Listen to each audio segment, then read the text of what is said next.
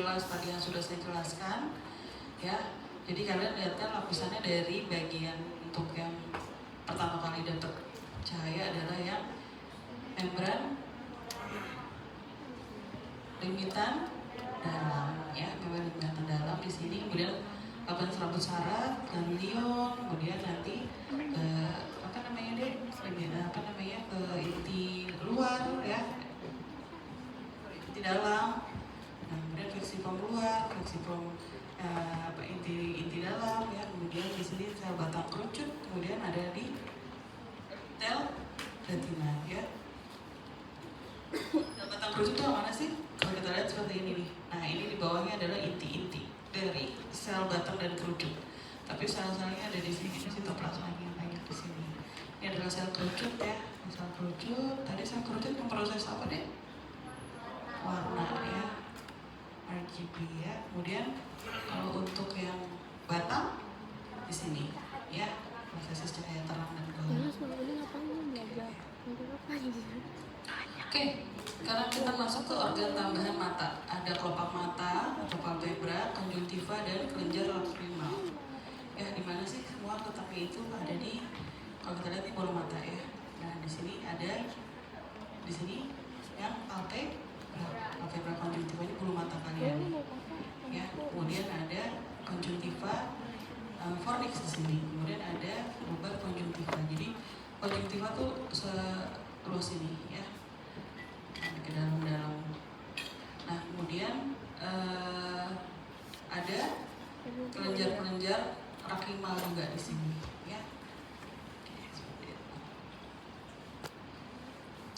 Nih, untuk struktur dari palpebra, ya. Jadi strukturnya itu untuk permukaan luar itu merupakan kulit tipis, ya. Tadi ada di sini, tuh, di sini merupakan kulit tipis, ya. Kemudian ini ada struktur bulu mata, ya, di sini. Kemudian ada kelenjar keringat juga seperti kulit tipis pada umumnya.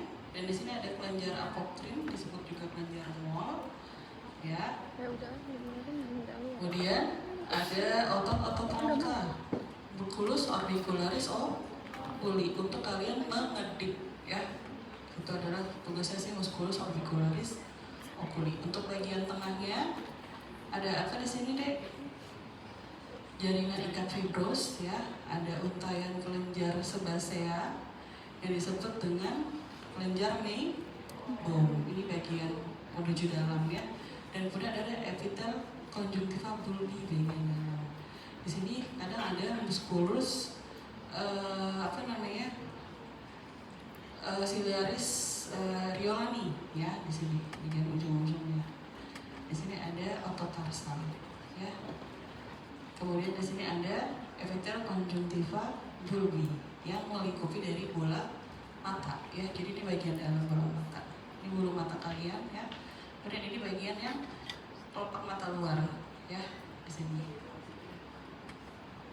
Oke, untuk struktur ini mungkin gak ada yang sulit, ya. Yang khasnya itu adalah si kelenjar ini nih, kelenjar Meibom. Dia kelenjar sebasea tapi bentuknya seperti untayan mutiara kalau dibilang, ya. Oke, kita lanjut ke konjungtiva. Konjungtiva ini merupakan membran mukosa jernih, ya. Nah, ada dua jenis, konjungtiva palpebra dan konjungtiva bulbi, yang menutupi permukaan sklera di bagian bola mata. Nah, kemudian ini tadi di bagian dalamnya, ya.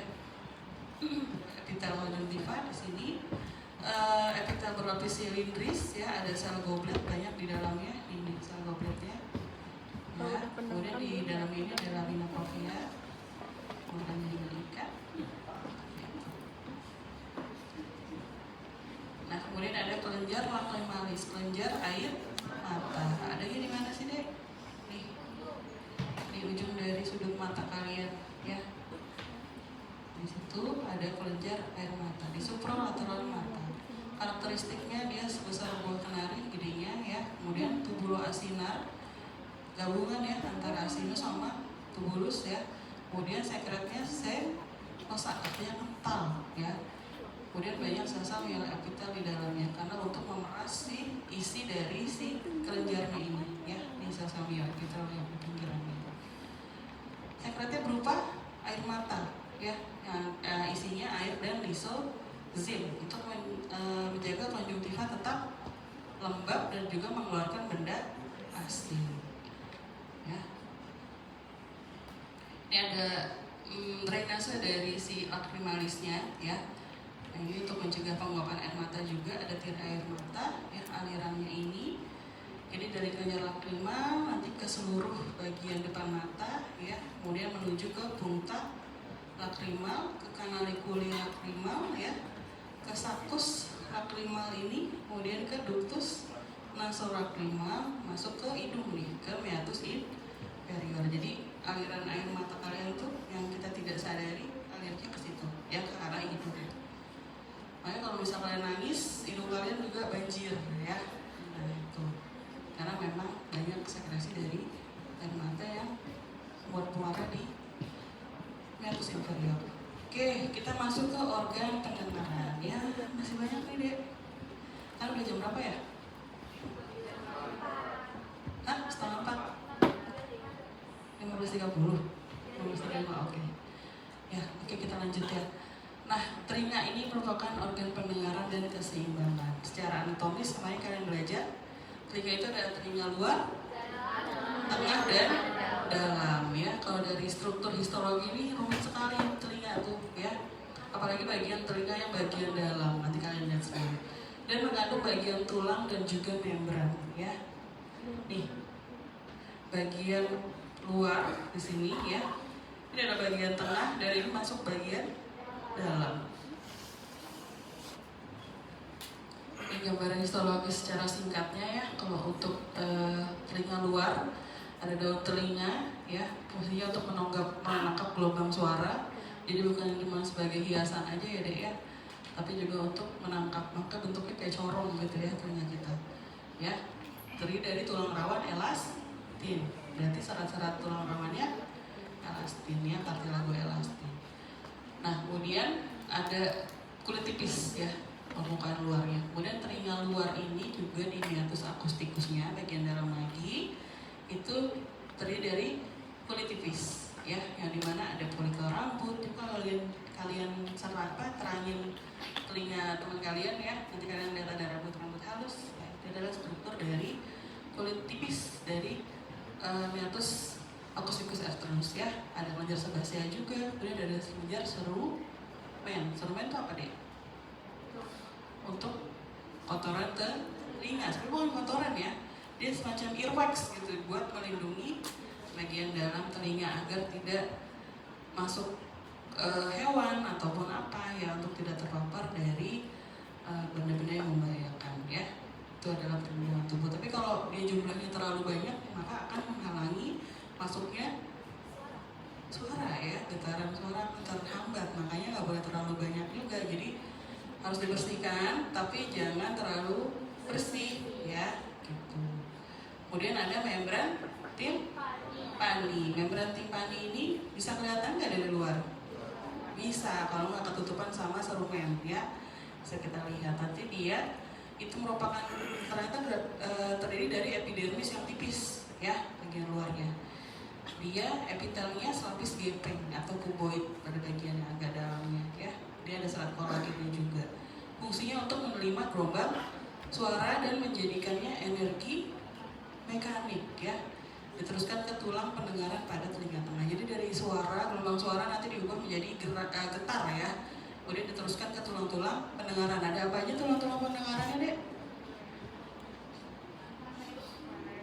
Nah, jangan lupa, ya. Malleus, incus, stapes, ya. Gitu. Jadi, nah ini udah masuk ke struktur telinga tengah. Jadi dari membran timpani ke dalam itu udah masuk ke telinga tengah, ya. Terletak di pars perstorsum tulang timpani, kemudian ada di posteriornya itu ruang-ruang udara mastoid, ya. Kemudian di anteriornya tadi tuba eustachius. Kemudian untuk struktur histologinya di sini, kalau untuk telinga tengah itu karena banyak tulang-tulangnya juga, ya. Jadi kita bisa cirikan dari epitelnya itu bagian sini, itu di sini kita lihat bisa gepeng dan atau kuboid, ya. Kemudian ada lamina trapea yang tebal, ya, menyatu dengan periosteum. Ini ada serum mucus clean juga. Oke, kita lanjut ya untuk telinga tengah. Udah. Kemudian telinga dalam. Kalau untuk telinga tengah sih nggak terlalu detail ya dek. Yang paling banyak itu adalah struktur telinga dalam ya. Kalian lihat nih, telinga dalam rumit nih struktur histologinya ya. Telinga dalam itu terdiri dari labirin tulang dan labirin membranosa. Kemarin di anatomi udah dipelajari juga bagian-bagiannya. Udah ya, jadi udah apa ya untuk labirin tulang dan membranos ya. Ada nggak dibagi kayak gini deh? Nah, kita bahas sedikit ya. Labirin tulang ini isinya perilimf ya, perilimf cairannya ya. Kemudian dia ada vestibulum, ada koklea yang kayak rumah siput ini adalah vestibulum ya. Kemudian ada ductus semicircularis ya, yang muncul dari apa deh, vestibulum yang pangkalnya melebar berbentuk si ampula-ampula ini. Ya. Kemudian untuk lapisan yang membranosa itu di dalamnya ini ya, jadi ada ductus cochlearis terletak di dalam koklea, ini yang warna pink ini nih ya, membranosa. Kemudian utriculus sacculus ya, ada vestibulum yang ada di sini ya. Kemudian ada ampula, ada ductus semicircularis ya. Oke, kita lanjut.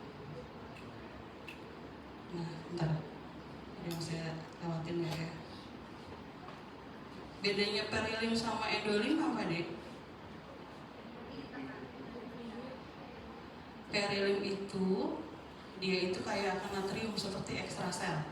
Tapi kalau endolim dia kayak akan kalium ya. Jadi untuk seperti intrasel. Ini benar seperti cairan intraselular ya. Kalau perilim seperti ekstraselular. Jadi bedanya seperti itu. Lanjut ya.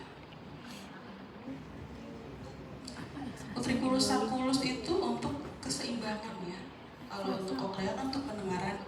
Kalau utriculus sacculus ini nantinya untuk keseimbangan ya. Apa lagi ya? Untuk jelasin ke kalian. Kalau untuk ampula ini lebih ke stabil ketika kepala bergerak kanan kiri, head bang ya. Jadi kalian nggak gampang oleng, itu sih fungsinya sih ini nih, ampula ductus semicircularis ini. Dia untuk keseimbangan ketika stabilan kepala bergerak ya. Jadi kalau ada gangguan pada vertigo misalnya, itu berarti yang bermasalah apa namanya di bagian sacculus atau utriculusnya ya. Tapi kalau pada gangguan seperti tuli, sensori neural, berarti ada masalah di mananya? Di kokleanya ya, kemungkinan di organ korti. Nanti kita pelajari lebih jauh ya. Nih, ini adalah struktur koklea ya. Ketika di histologi kita lihat seperti ini, bentuknya seperti apa ya, bulat-bulat tapi berstruktur menara ya. Ini kalau rumah keong dibelah tuh isinya kayak gini deh ya. Ada 3 saluran di dalamnya. Ada ductus vestibularis, disebut juga scala vestibularis. Ada ductus cochlearis, disebut juga scala media. Dan ada ductus tympani. Jadi di sini kalau kalian lihat satu bulatan ini dibagi jadi 3 daerah ya. Di sini ada ductus vestibuli ya, atau ductus vestibularis.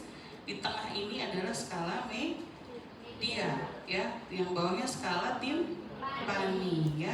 Yang mana di sini di scala media itu berbeda cairannya sama di scala vestibulis dan timpani. Di sini perilim, di sini endolim. Karena di sini terdapat organ korti nih di bagian skala media. Nanti kita lihat ya organ korti itu detailnya seperti apa. Nih, sebenarnya kalau dilihat kelihatan nggak sih? Kelihatan ya? Nih ya. Nih kalau digedein nih bagian ini, ada kesini kita gedein, bahkan akan terlihat organ korti di dalam skala media ya. Disinilah ada sel-sel rambut yang tadi yang mempengaruhi fungsi pendengaran ya, sel rambut dan juga sel-sel penyokongnya. Ada sel rambut luar, ada sel rambut dalam, nanti kita bahas.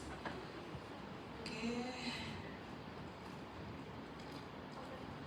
Nih, organ organ Corti ini adalah reseptor pendengaran yang terletak di skala media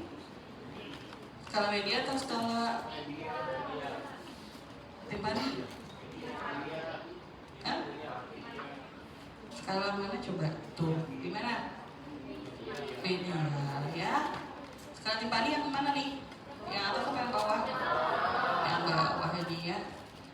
Jadi organ Corti ada di media ya, skala media. Nah, kemudian organ Corti ini terletak di atas membran basilaris ya. Ini membran basilaris. Ya, kemudian di bawah membran tectoria. Ini membran tectoria nih yang kayak apa namanya? Belendung gitu ya. Warna bening. Nah, kalau di histologi itu kalau dilihat seperti ini nih, gambaran skematisnya sangat indah ya. Tapi di bagian histologinya juga indah banget, lebih indah lagi ya. Nah, ini membran tectoria yang bentuknya kayak gelungan gini ya kalau dilihat. Sebenarnya dia gelendung gini. Nah, organ Corti ini fungsinya untuk mengubah getaran mekanik suara menjadi impuls listrik ya, nantinya akan disampaikan ke ganglion ya, ke saraf-saraf koklea ya. Koklearis nervus berapa nih? Berapa ya?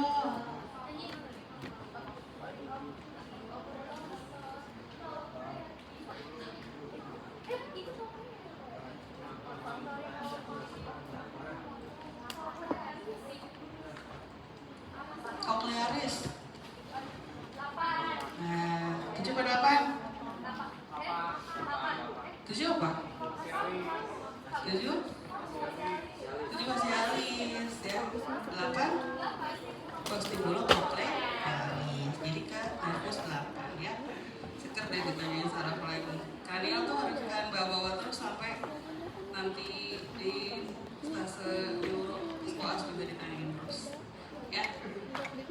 Oke, kita lihat lagi struktur detailnya ya. Jadi yang paling utama itu adalah sel rambut dan sel penyokongnya ya. Sel rambut ini merupakan sel sensorik dari si organ Corti ini, dan sel penyokongnya adalah sel supporting selnya ya. Nah, sel rambut tuh yang mana sih? Nih, yang ini, yang bentuknya seperti gelundung apa ya, kayak labu gitu ya. Nah, kalau yang ini lebih ke silindris nih, kalau yang rambut luar. Kalau rambut dalam itu seperti labu ya. Jadi ada dua nih tipenya, ada yang sel rambut dalam dan ada sel rambut luar ya. Kalau sel rambut dalam biasanya cuma satu sel rambutnya ya, dan dia langsung apa ya deh, langsung berhubungan sama si serabut nervus cochlearis ini ya. Nah, karena di sini kurang lebih 95% itu fungsi dari sel rambut itu fungsinya di sini nih ya, gitu, untuk mengubah impuls apa tadi, getaran mekanik menjadi impuls listrik ya. Jadi si sel rambut ini nanti sel rambut ini bergetar ya, nanti akan diubah menjadi si impuls listrik dari si saraf dari vestibulo cochlearis ini ya. Dan kemudian di sini ada sel-sel yang lainnya ya, ada sel rambut luar. Nah, kalau misalnya sel rambut dalam ini bermasalah, maka akan terjadi gangguan apa deh? Tuli sensori neural yang berat ya, karena 95% fungsinya ada di dia ya. Kalau dia rusak ya akan terjadi tuli sensori neural ya. Kalau misalnya di sini yang sel rambut di bagian luar, dia itu nggak terlalu apa ya, sama ya untuk apa namanya, penguat mekanik juga, tapi lebih ke kalau misalnya dia itu rusak hanya terjadi penurunan pendengaran suara sedikit ya. Tapi kalau yang ini rusak dia akan jadi sensori neural. Oke, kemudian sel-sel penyokongnya ini dia merupakan penyokong untuk sel-sel rambut ini ya, jadi untuk menyokong arsitekturnya juga. Kemudian ada sel-sel tiang ya, sel tiang ini di sini nih yang membentuk dari si terowongan. Nah ya, terowongan Corti. Terowongan itu untuk apa sih? Sebenarnya untuk transmisi impuls untuk membawa dari sel rambut ke si ganglion spiralis ini ya. Namanya terowongan Corti. Nah, di samping-sampingnya ini ada sel tiang. Sel tiang dalam dan luar, ini yang bagian dalam, yang ini bagian luar. Jadi kesini tuh bagian luar, kesini bagian dalam ya. Oke, kemudian ada sel-sel falang ya. Sel-sel falang tadi apa nyokong. Nah kemudian ada terowongan well. Terowongan well ini dia itu sebenarnya nggak terlalu ini ya. Jadi untuk pergerakan si sel-sel rambut aja di sini nggak terlalu kelihatan. Tapi di sini ada nih terowongan well. Kemudian ada juga sel-sel Hansen, sama ini hanya untuk memberi dukungan tambahan aja pada struktur organ Corti ini ya. Kemudian ada sel Claudius. Kenapa dinamain Hansen Claudius? Karena yang menemukan yang namanya Hansen, namanya Claudius ya, gitu. Ya. Kemudian ada sel Buchar, namanya juga yang menemuin si Buchar ya. Mereka ini adalah supporting sel aja untuk sel rambut dan juga sel penyokong ya. Jadi ketika ada gelombang suara yang terjadi di organ Corti ini ya, nantinya akan apa deh, perilimfnya itu akan getar ya, bagian yang ada di membran yang ada di apa, ductus vestibularis ya, di skala vestibuli, dan juga ada di timpani, ini akan bergetar, akhirnya menggetarkan si ya bagian dalam ini endolimf ya. Kemudian apalagi yang terjadi, membran basilarisnya ini nih, bagian dalam ini juga akan bergetar ya. Kemudian si rambut-rambut dari sel-sel rambut ini akan tergoyang gitu ya dek ya, dan akan membuka si bagian endolimf ini ya. Akhirnya terjadi pelepasan neurotransmitter nantinya dan akan menghasilkan impuls ke nervus cochlearis. Jadi seperti itu ya. Itu seperti sederhananya ya. Kemudian prosesnya lebih rumit lagi ya. Oke, ini ya. Nanti kalian bisa baca lagi ya, ketika menerima gelombang suara akan diproses seperti apa, dan akhirnya akan direspons sebagai suara di otak kita, diterjemahkan oleh nervus, diantar oleh nervus vestibulocochlearis. Kita masuk ke organ penghidu ya. Organ penghidu ini adalah apa sih yang digunakan untuk organ penghidu? Hidung ya. Hidung itu bau ya, atau olfaction. Lokasinya ada di atap rongga hidung, dia di atas septum nasi dan concha nasalis superior tulang etmoidal. Dari mana dia? Ada di sini ya. Nah, bentar. Oke, organ penghidu ini tersusun dari epitel olfaktori sendiri ya. Epitel olfaktori dan ada lamina propria di bawahnya. Nah, epitel olfaktori ini terdiri dari sel-sel apa aja ya. Ada sel-sel olfaktorius ya, ini olfaktori sel yang warnanya kuning. Kemudian ada sel substantikular, dia adalah sel penyokong dari olfaktorius. Kemudian ada sel basal, nih sel basal ada di bagian basal ya. Kemudian dia itu warnanya kekuningan seperti ini. Ini adalah epitel-epitel dari olfaktorius ya. Kemudian ada lamina propria di bawahnya, ada jaringan ikat apa namanya longgar ya di bawah epitel. Kemudian ada akson dari si sel olfaktori ya. Kemudian ada pembuluh darah, ada kelenjar Bowman juga di sini ya. Nih kalau dari gambar histologinya seperti ini. Ini adalah epitel olfaktori yang tadi isinya ini nih, sel olfaktori, sel substantikular, sel basal ya. Kemudian bawahnya ada lamina propria yang isinya ada akson-akson dari si olfaktori ya. Di sini ada akson-aksonnya ya. Kemudian ada pembuluh darah ya, ada kelenjar Bowman juga di sini, ada nggak kelenjar Bowman ini? Oh nggak ada, nggak potong. Oh sorry, ada nih di kelenjar Bowman ya. Kelenjar Bowman itu untuk apa sih deh? Jadi kalau misalnya kalian nyium bau kopi, saat molekul kopi masuk kan, ketangkap nih sama sisi epitel olfaktori kalian ya, dari sel-selnya itu menangkap si bau-bau kopinya ini. Nah nanti akan diterjemahkan dan memberikan impuls ke si sel-sel olfaktori ya, akson sel olfaktori, diterjemahkan jadi bau kopi. Nah kemudian fungsi dari kelenjar Bowman ini adalah untuk nge-wash si zat-zat kopi itu, jadi nggak terus-terusan kalian nyium bau kopi 24 jam ya. Jadi yaitu secara simultan ketika sudah apa ya waktunya sekitar nggak nyampe 5 menit ya, 3 menit, 2 menit itu udah hilang. Jadi memang langsung ke wash sama si sekret dari si kelenjar Bowman ini. Jadi kalian nggak terus-terus nyium bau kentut atau nyium bau yang nggak enak itu, berganti-ganti deh kalian bisa cium gitu. Ini karena ada si struktur kelenjar Bowman ini ya. Pada saat COVID kalian bisa nyium nggak? Berarti karena apa tuh? Epitel Bowman, bukan Bowman. Epitel olfaktorisnya kemungkinan rusak ya, gitu. Virus-virus COVID ini kemungkinan ya. Tapi ada juga memang di jurnalnya memang kan agak susah ya deh ya. Kita cari tahu apalagi di manusia. Untuk Bowman sendiri kan letaknya itu di di bagian etmoidal bagian agak atas ya, itu agak susah juga ngambilnya. Jadi penelitiannya juga, tapi memang terbukti sih ininya rusak nih bagian epitel olfaktorinya. Seperti itu ya. Kita masuk ke organ selanjutnya, yaitu organ pengecap. Ada di mana organ pengecap? Lidah ya.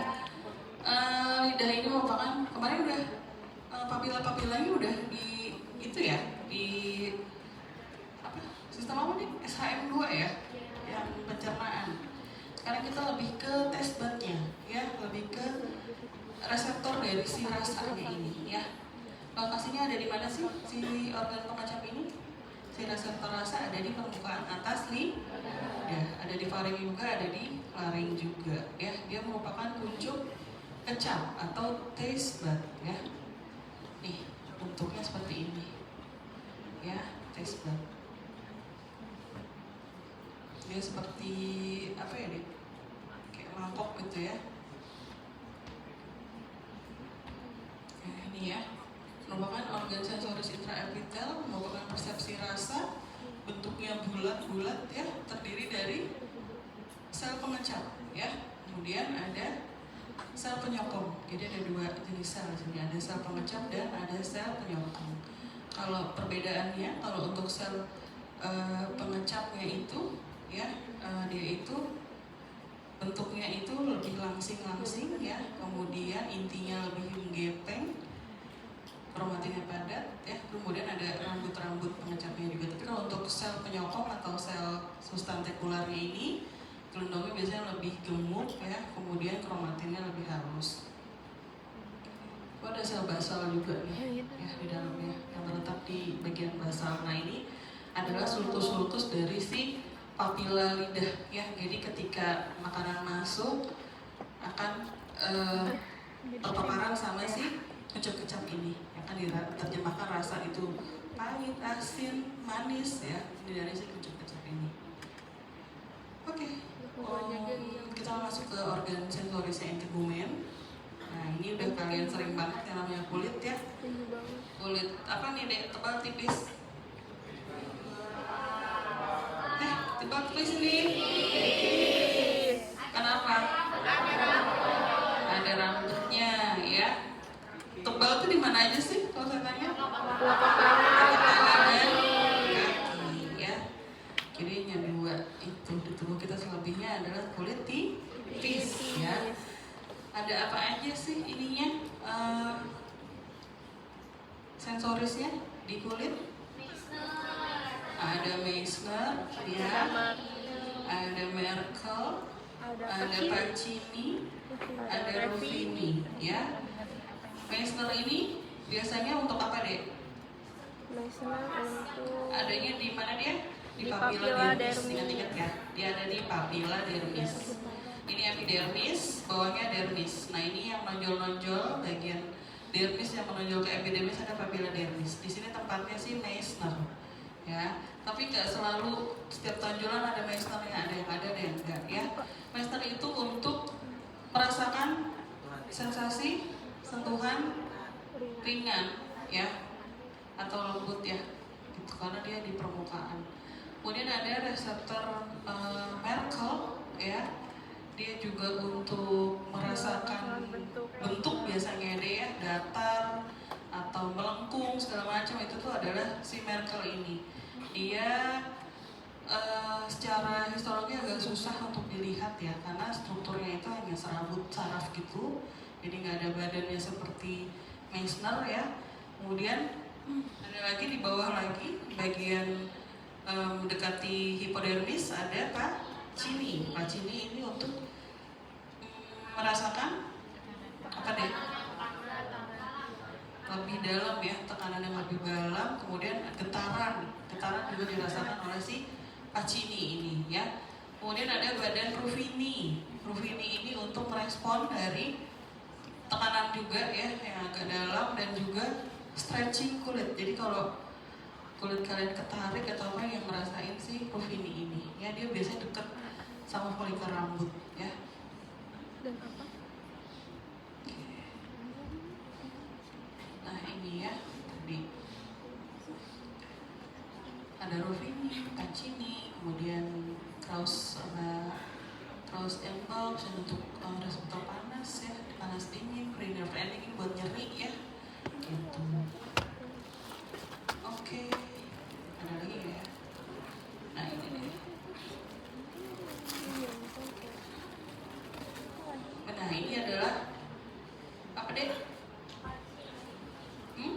Yang ini nih yang saya tunjuk, Meiss. Ya dia kayak akson gitu ya di sini. Gambaran akson, kemudian di sini ada Pacini. ini gede ini sini. Ini adalah Pacini. Ini adalah Meissner, ini Pacini.